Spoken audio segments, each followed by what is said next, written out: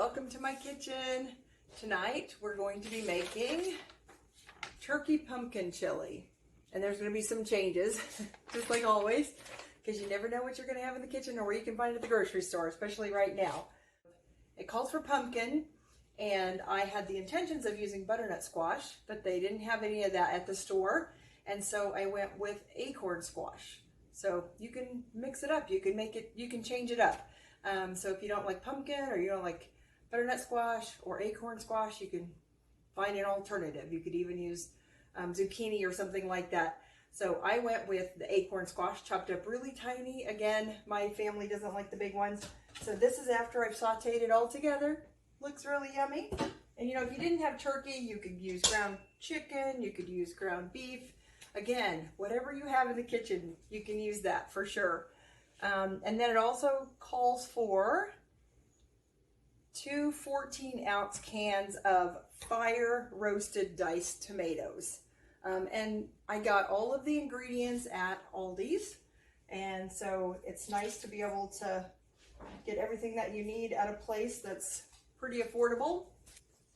And the chicken stock, you can always add more if you feel like it just needs a little bit more in there, because sometimes you just like it a little bit not as thick. You can make it a little more saucy if you want to, but it looks like it's going to be a really yummy soup. It's got a little bit of spice to it because it has those fire roasted tomatoes in it. And if you don't like a lot of spice, you could use just plain tomatoes or whatever you have in the cupboard. Again, just 2 cans of tomatoes. And then the adobe sauce, which adobe sauce is in the chipotle peppers.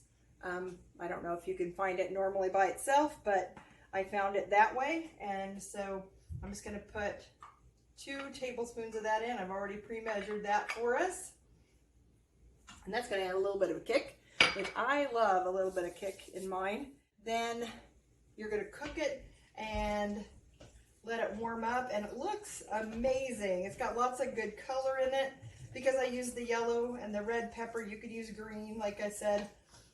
I just like the orange and the red and the yellow better myself personally, so just depends what you like, and the different colors will all mix together and look pretty.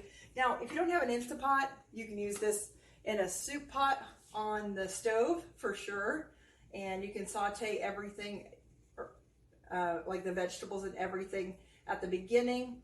It does say to add the pumpkin later, but or the squash, whatever you use, but I like adding it before so that it gets it really soft and I don't have to wait forever for my soup to heat up and cook. And then it says to put the black beans in the last 5 minutes, and I'm going to go ahead and put it in because I'd already cooked all of the pumpkin or squash in my case, and so I can go ahead and put that in. And it says just a half of a can of black beans.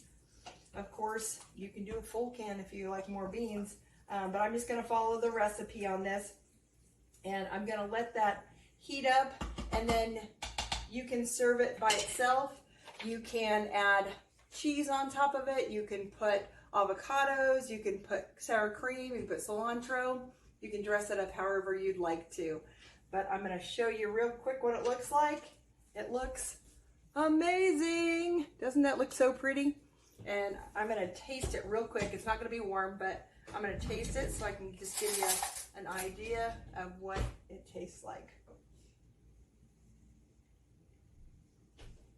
Oh, that is very good. I've never made this before. This is my first time making it, but the flavors are amazing.